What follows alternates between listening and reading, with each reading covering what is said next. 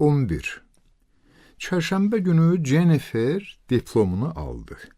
Onun çoxsaylı qohum əqrəbası mərasimdə iştirak etmək üçün Cranstondan, Fall River'dən tökülüb gəlmişdi. Hətta Cleveland'dəki xalası da özünü yetirmişdi. Əvvəlcədən razılaşdığımız kimi həmin gün Jenny üzüyünü taxmadı və məni onlara öz nişanlısı kimi təqdim etmədi ki, toya çağırmadığı üçün bəri başdan heç kim inciməsin. Clara xala, bu mənim görüşdüyüm oğlandı, Oliver. Jenny hər kəsə belə deyir və mütləq əlavə eləyirdi. O hələ təhsilini bitirməyib. Çoxsaylı qohum əqrəba pıçıldaşırdı, himcimləşirdi, itələşirdi, hətta müxtəlif fərziyyələr irəli sürənlər olurdu, amma heç kim nə məndən, nə Jenny'dən, nə Fildən bir söz ala bildi. Fil özü də iki ateistin məhəbbətini geniş dairədə müzakirəyə çıxarmaq məcburiyyətindən qurtardığına sevinirdi. Cuma axşamı mən də əla qiymətlərlə, necə deyərlər, magna cum laude, Harvard diplomu aldım və təhsildə qazanılmış uğurlar sahəsində Jenny'yə çatdım. Magna cum laude böyük şərəflə. Hələ ondan da qabağa getdim. Sinif nümayəndəsi olduğum üçün buraxılış kursunun tələbələrinə başçılıq etdim. Bu isə o deməkdir ki, hətta ən yaxşı oxuyanlardan, super kəllələrdən də öndəydim. Mən həmişə demişdim ki, Dillon Fieldhouse stadionunda keçirilən 1 saat, Oendener kitabxanasında keçirilən 2 saatdan qiymətlidir. Və indi diplomların təqdim etmə mərasimində hamıdan qabaqda dayanmağım nəzəriyyəmin düzgünlüyünə ən gözəl sübutu idi. Çıxış edərkən bu qiymətli mülahizələrimi xalqla bölüşməkdən özümü güclə saxladım. Yaxşı ki, saxladım. Şənliyə pəl qatmadım və hərə öz sevinç payını götürdü. Bilmirəm, 3-cü Oliver Barrettdə mərasimə gəlmişdi ya yox. Buraxılış günündə Harvardın həyətində 17 mindən çox adam toplaşır. Mən isə əlbəttə durbinlə cərgələri bir-bir nəzərdən keçirmədim. Valideynlərim üçün ayrılmış dəvətnamələrin birini Filə, o birini Jenny'yə verdim.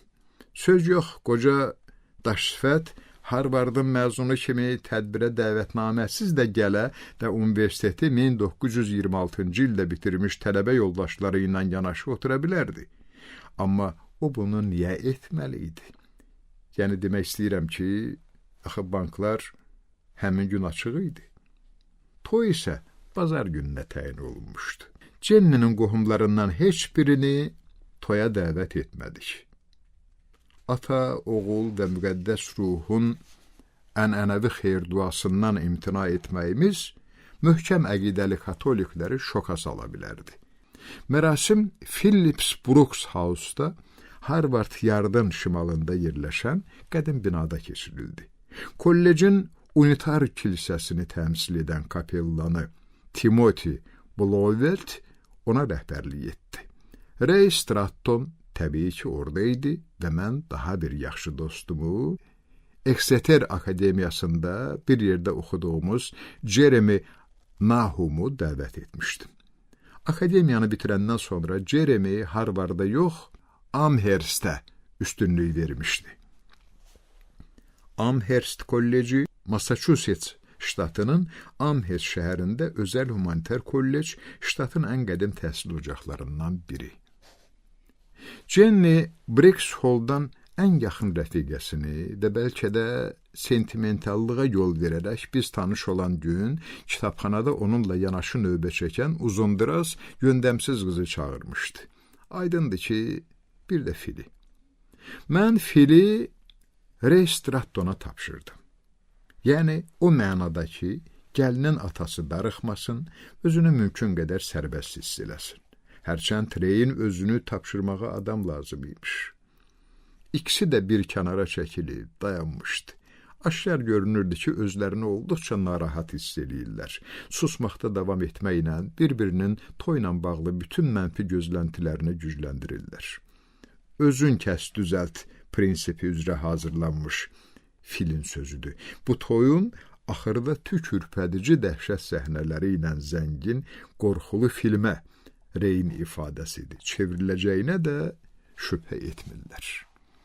Bütün bu hay-həşir Jenny ilə mənim bir-birimizə cəmi 5-10 cümlə deməyimiz üçün idi.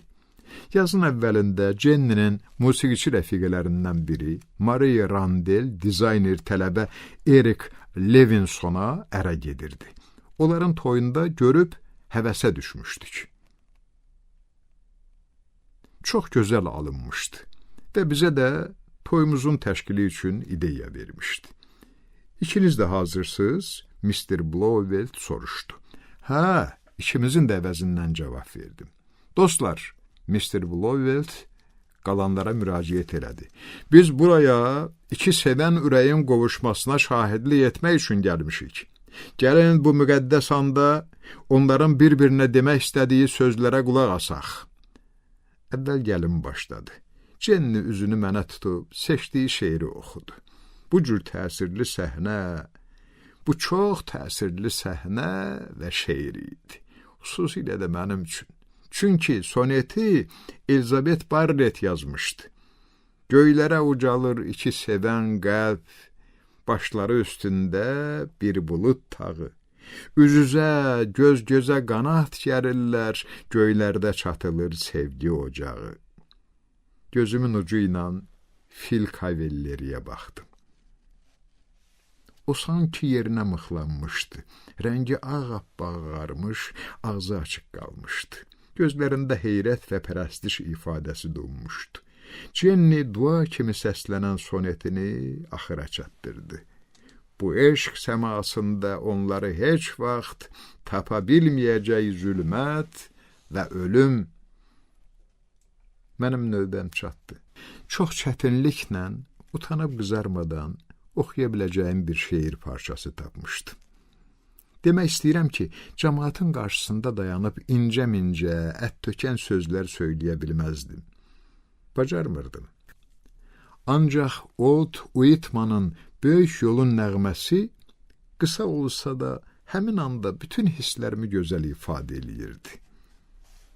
Walt Whitman 1819-1892-ci illərdə yaşayıb, poeziyada islahatçı kimi tanınmış Amerika şairi, publisist idi. Əlimi sənə verirəm, puldan da qiymətli sevgimi sənə verirəm. Nəsiyyətlərsiz, qadağalarsız özümü sənə verirəm. Sən də özünü mənə verirsənmi? Mənimlə yola çıxırsanmı? Ömrümüzün axırına qədər bu yolu bir gedəyimi? Mən də şeirimi bitirdim. Zalda ecazkar bir sükut hökm sürürdü. Sonra Ray Stratton üzükləri verdi və Jenny ilə mən özümüz nikah andı içdik. Taleylərimizi caladığımız bu gündən başlayaraq, ölüm bizi ayırana qədər bir-birimizi sevməyə və qorumağa and içirik. Massachusetts ştatının verdiyi səlahiyyətlə Mr. Timothy Blofeld bizi ər-arvad elan etdi. Bizim qələbə münasibəti ilə şənliyimiz, Stratton toy məclisimizi belə adlandırdı, həddən artıq sadə təşkil olunmuşdu. Biz Jenny ilə təntənəli şampan şərabı ənənəsindən imtina etdik və bunun əvəzinə Cronin'in yanında pivə içməyə getdik. Az olduğumuz üçün hamımız bir maşının ətrafına yerləşdik. Yadımdadır ki, Clary qardaşlarından sonra ən görkəmli Harvard hoqqeçisinə xüsusi hörmət əlaməti olaraq Jim Cronin öz barında bütün dəstəmizi pulsuz içkiyə qonaq elədi. Elə şey yoxdur. Phil Cavalleri yumruğunu masaya çırpıb etiraz elədi. O bu Clary'lərin hamısını bir yerdə çaya susuz aparıb susuz gətirər. Phil ömründə Harvard'ın hokkey komandasının oyununu görməmişdi. Ona görə fikrimcə Mr. Cavalleri bunu nəzərdə tuturdu ki, Bobby və Billy Clary buz üzərində nə qədər yaxşı sürüşsələr də, bu qardaşlardan heç biri onun sevimli qızı ilə evlənə bilməmişdi. Biz artıq dəm idik. Görünür, biraz da çox içib keyflənmək üçün bəhanə axtarırdıq. Mən Philə masanın pulunu verməyə mane olmadım və bu hərəkətim Cenninin dilindən çox nadir hallarda eşitdiyim təriflərdən birinə layiq görüldü. Səndən hələ adam çıxa bilər, Preddi. Amma lap axırda biz fili ötürmək üçün avtobus dayanacağına gedəndə biraz qanqaralıq oldu. Mən nəmli gözləri nəzərdə tuturam. Onun da, Cenninin də deyəsən elə mənim də gözlərim yaşarmışdı. Heç nəyi dəqiq xatırlamıram. Bircə o yadımdadır ki, çox qəmli mənzərə idi. Uzun çəkən xeyir dualardan sonra nəhayət fili avtobusa mindirə bildik. Avtobus tərpənənədək gözlədik. Sonra isə o gözdən itənə qədər arxasınca əl elədik. Və yalnız onda mən həyatımızda baş vermiş dəyişikliyin ciddiliyini dərk eləməyə başladım. Jenny, indi biz qanuni ər-arvadıq. Hə, bundan sonra daha rahatça özümü ifritə kimi apara bilərəm.